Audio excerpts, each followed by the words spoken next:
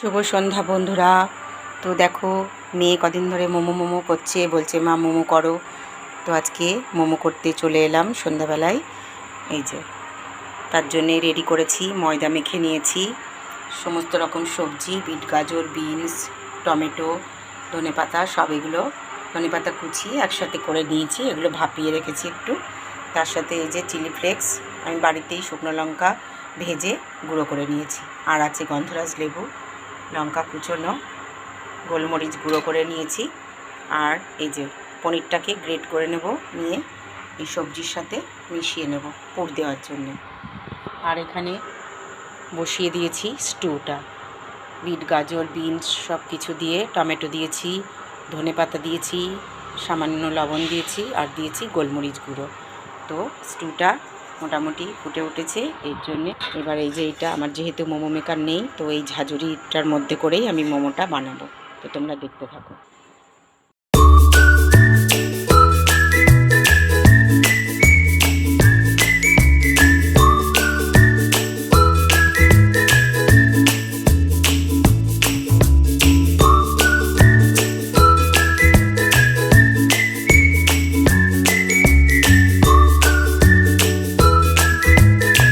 দেখো লেচিগুলোও কেটে নিয়েছি, আর এই যে পুরটা রেডি করে নিয়েছি।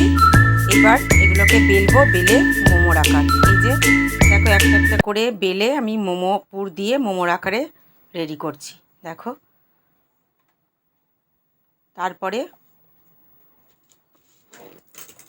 ছটা ছটা করে বেলে নিচ্ছি, নিয়ে আমি এবার ছটা না, দেখো একটু বেশিই বেলেছি, 10টা মতন আছে বোধহয় এখানে। তারপরে আমি যেটা স্টুটা করছিলাম সবজি দিয়ে, সেইটার উপরেই আমি এই ঝাঁঝুরি, আমার যেহেতু কোনো মোমো মেকার নেই তাই এটাতেই করছি।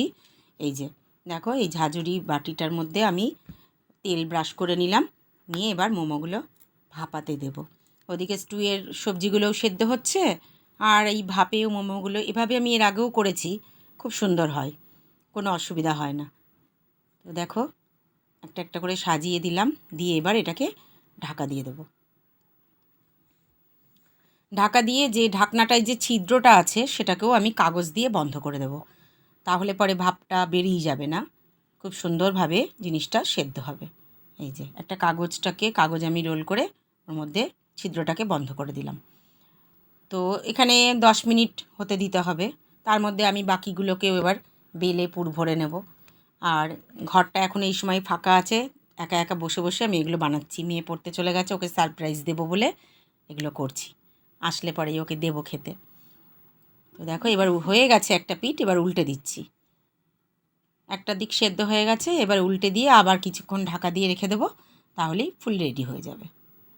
তোমরা এইভাবে বাড়িতে কিন্তু করতে পারো, করে দেখতে পারো।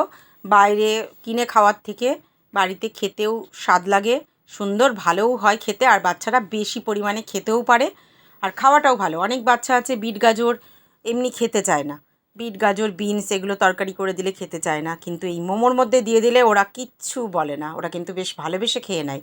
একটু এর উপরে আমি একটু গোলমরিচটাও তাই আমি বাড়িতেই ওগুলোকে ডাস্ট করে নিয়েছি গোলমরিচ। এই যে হয়েই গেছে, কথা বলতে বলতে দেখো রেডি হয়ে গেছে। এবার আমি হটপটের মধ্যে তুলে নিচ্ছি, তারপরে আবার ওটার মধ্যে অয়েল ব্রাশ করে আবার বাকিগুলো দিয়ে দেবো এইভাবেই। তো যা বলছিলাম, মোমোগুলো রেডি হওয়ার পরে একটু ছোট বাটি করে একটুখানি সস দিতে হবে, আর আমি গোলমরিচ গুঁড়ো করে রেখেছি, বিট লবণ আর গোলমরিচটা ওগুলোর ওপরে ছিটিয়ে দেবো। 2000 years later.